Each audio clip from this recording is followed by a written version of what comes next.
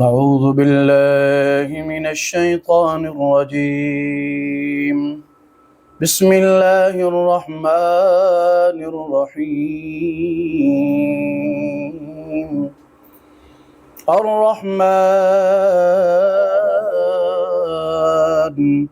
علم القرآن خلق الإنسان علمه البيان. الشمس والقمر بحسبان والنجم والشجر يسجدان والسماء رفعها ووضع الميزان ألا تطغوا في الميزان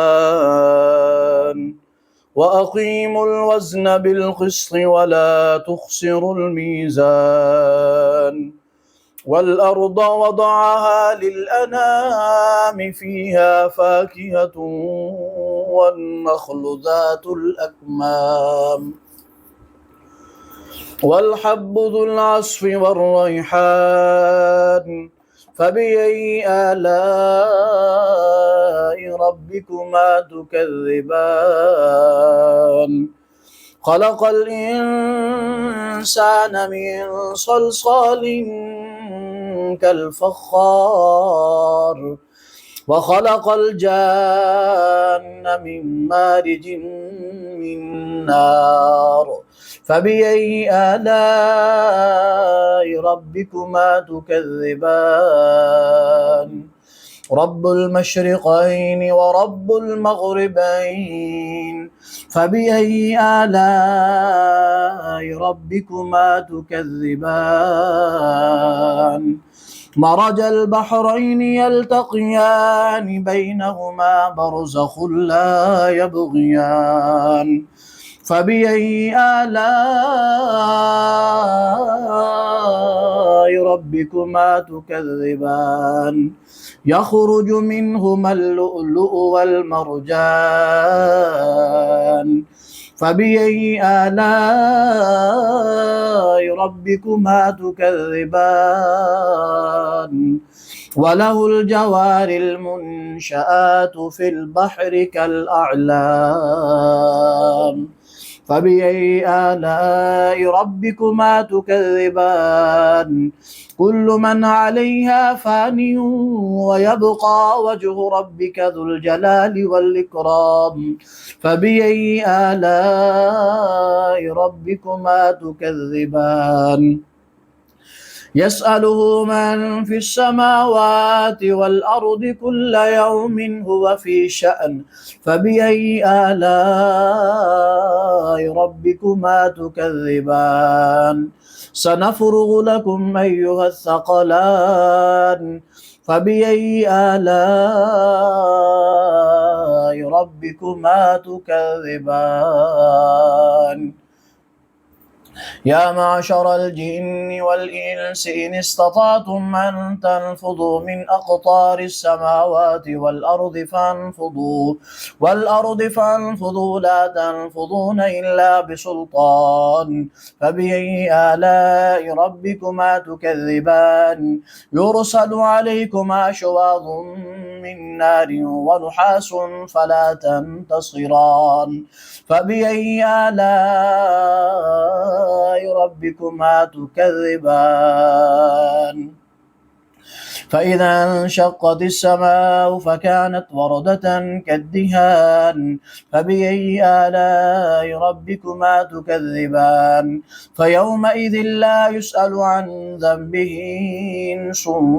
ولا جان فبأي آلاء ربكما تكذبان يعرف المجرمون بسيماهم فيؤخذ بالنواصي والأقدام فبأي آلاء ربكما تكذبان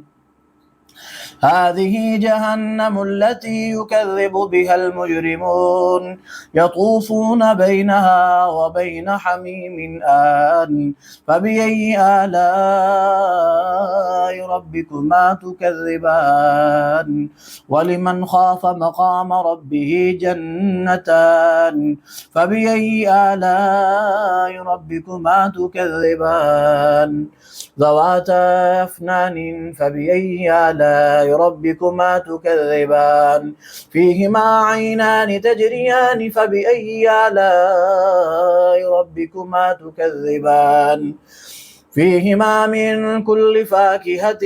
زوجان فبأي آلاء ربكما تكذبان متكئين على فرش بطائنها من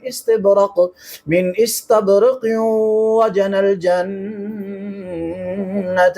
دان فبأي آلاء ربكما تكذبان فيهن قاصرات الطرف لم يطمثهن إنس قبلهم ولا جان فبأي آلاء ربكما تكذبان كأنهن الياقوت والمرجان فبأي آلاء ربكما تكذبان هل جزاء الإحسان إلا الإحسان فبأي آلاء ربكما تكذبان ومن دونهما جنتان فبأي آلاء ربكما تكذبان مدهامتان فبأي آلاء ربكما تكذبان فيهما عينان نضاختان فبأي آلاء ربكما تكذبان فيهما فاكهة ونخل ورمان فبأي آلاء ربكما تكذبان فيهن خيرات حسان فبأي آلاء ربكما تكذبان حور مقصورات في الخيام فبأي آلاء ربكما تكذبان لم يطمثهن إنس قبلهم ولا جان فبأي آلاء ربكما تكذبان متكئين على رفرف خضر وعبقري حسان فبأي آلاء ربكما تكذبان تبارك اسم ربك ذي الجلال والإكرام صدق الله العظيم.